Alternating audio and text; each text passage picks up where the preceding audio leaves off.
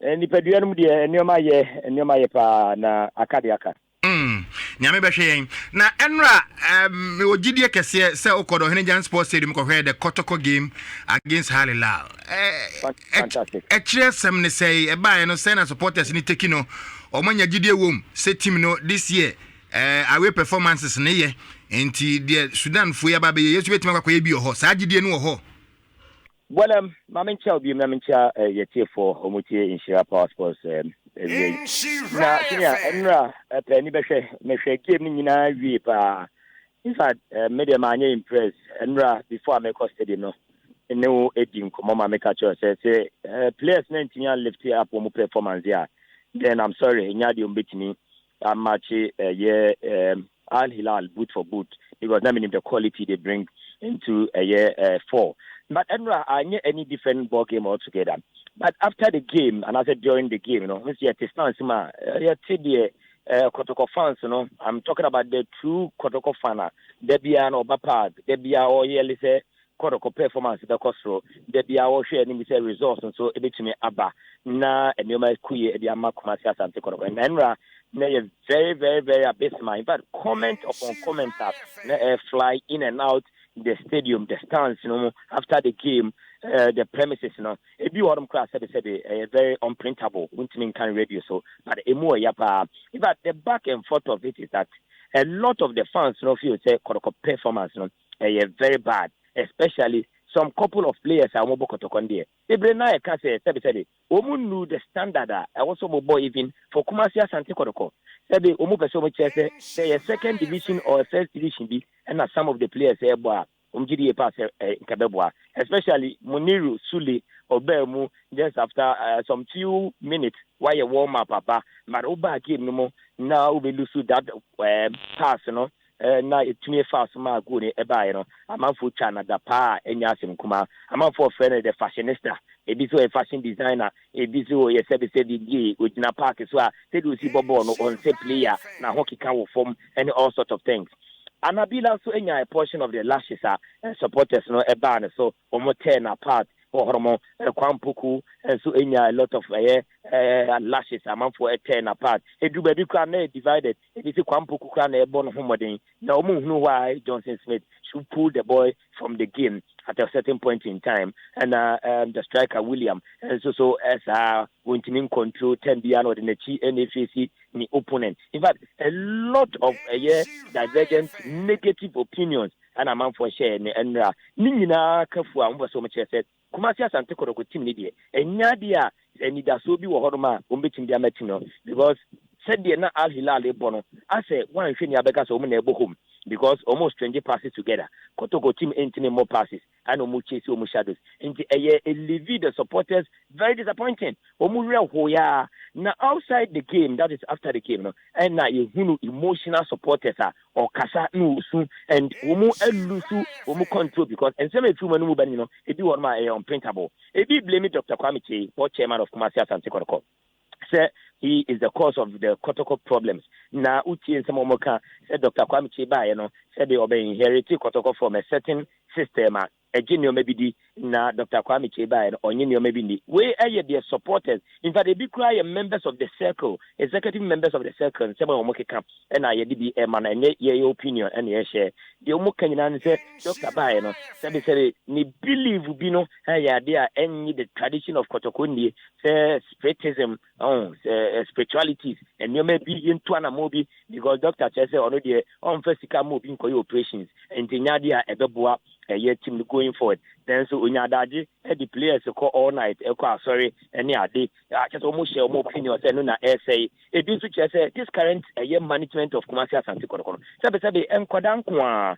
Said the history of Kumasi Asante Kotoko. Women are abreast with it. Women need so much experience, even though they may be credible and woman be a credentials, be a leave you to that particular standard, but to the standard and the rich experience, the history or the trajectory history of Kumasi Asante Kotoko. And Nadia, this crop of management team of Kumasi Asante Kotoko, could have that rich value to handle Kumasi Asante Kotoko. Yes, Nana Amponsa very fantastic. Sano Moka yes, the other guy is fantastic, but they think that the quality and the experience, the level of experience, also bring it to bear to push Kumasi Asante Kotoko physically, spiritually, psychologically. And yeah, until we have no more a lot of comparisons to Dr. Kofi Kodia Sapon, Major Larson, they call Ura Herbert Mensah. These are experienced men, Omobeti team now, team Ekodu at some point. And don't forget this management, no, even though you are qualified to some point, my team not have the position there, but to the point of pushing Kotoko to where supporters wanted to go there. Mujiri pass the hormone, so I was painful. Nothing changes. Also, it is which I said the board of directors of the team, no, said the division about now who be the division is free and other. I said the board of directors, no, I said, Yemi, oh, really, a won't my omunye, yet they trained the baby Emra, and I'm mad that unity. I also lead it in Ancasanso, a idea in the Honoma, and also idea almost a Casaya, bitterly, the idea. Said Otun Francasa, Edin and Ibisima, and also Bebema, said the almost share anymore air chain, and maybe Viacoso. Finally, they tackle on the technical handlers of the team. Said Maxo Credu, also I'm watching no, because the crop of players are all said the Pam BMO Mokoya, the new administration by no. One of the supervisors say, we eba, we beboa, Yemfa Bilamda, Yemfa Munirumda, Yemfa Ivan Kadumakumra, Yemfa Wim running in Ano. And I do supervise say, it do be near to this amount for the air Todia Maxo Credu, but amount for say, so go to that standard. Near Todia, so now if you say a Nyempa, you have to be bold enough to say, we dear, unqualified to be in my team. But we give Tum dear, that is a blame dear bar. I was here the amount. Jaman for just a Maxwell Kunedu and Tia Mwakotoko with the kind of a year materials and also players making a push Kotoko, especially in the CAF Interclub Championship, Champions League, or Airway, and even the domestic league, because the Okasa build the team, not this crop of players Kotoko say, and now they build the team there. Then it means that you needed about 5 years to build a very solid team for Kumasi Asante Kotoko. And it's a short-term project of building a team for Kotoko. And now you are going to say, a solid team here, the Africa, the domestic league. Jaman for this work is here now, Bomax or Kodikiso. And so, one now more cry. Now, Johnson Smith yesterday, already oriented, and a couple of patrons, the Ometetri, and other two. He mean our two. And the Ombe to my arm, quiet. And young one, send Omicom, now Omoya substitution, then on our resorted to a Gua, Yako Editia, not here, Sheditia, Kumatias, and take on varied opinions, negative opinions, emotional and unprintable words. And among for it, I described the performance and a course so the Akas was 20 people beside the Adam there.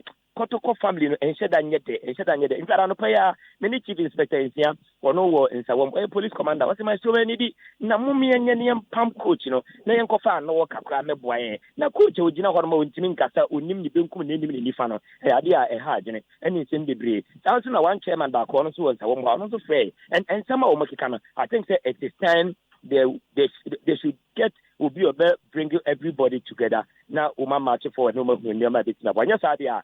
Kotoko team now, no, tear apart. Okay, Master, but I say, but she supporters in Ukraine say, and near my bit my ye, Yamiti Bokwan to be a coin ye, near Nimdia Kotokoye, Elbrecum, the Omkoye or the Omkoye, Ewan Rock shot. This season, Kotoko away performances, heavy. To Munya Rishimu, Omuni Yankuponi, na Omunye board net management, net technical team playing body in the Omitima Koye. Nkunya ama Asante Kotoko far away Sudan. Yeah, show moon crying, sir. Why? Okay. Me bo mama ni, but me nim say one go. Seni ya na audition crying there. And also ya. Na say against no Adibu wa han say Kotoko she too. Na no boy.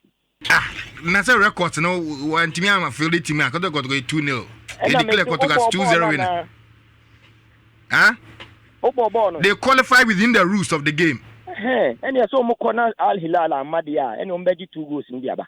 Okay, so one of the ways to support this my man, so more born, or more pie. Now Al Hilal for on a day, no more COVID cases. No much me raise the team. Come on to go to the team. It can't be the miss you. So Omunya COVID cases in Pone Doswa, no more started with 7. Now performance we are not Kotoko display. I hear they say. When you wait me raise the team over the crab. When you 15 players. Start a game with 7. For COVID protocols, now when you a team of 15, won't mean started. We are declared loser. Now, I am Mompire Kotoko lifting the game. na watumi akɔ na and so prayer number 2 but prayer number 1 na fo pa ne covid de no Mate entiane me sure say titafo ni tie nti yeso de be mo e o ha ne ahwe de e be koso. All right, Kwakwa be maestro and so head of Medadwene e Asempa 94.7 and also edit the reactions of Kotoko fans in the APP nyina no and so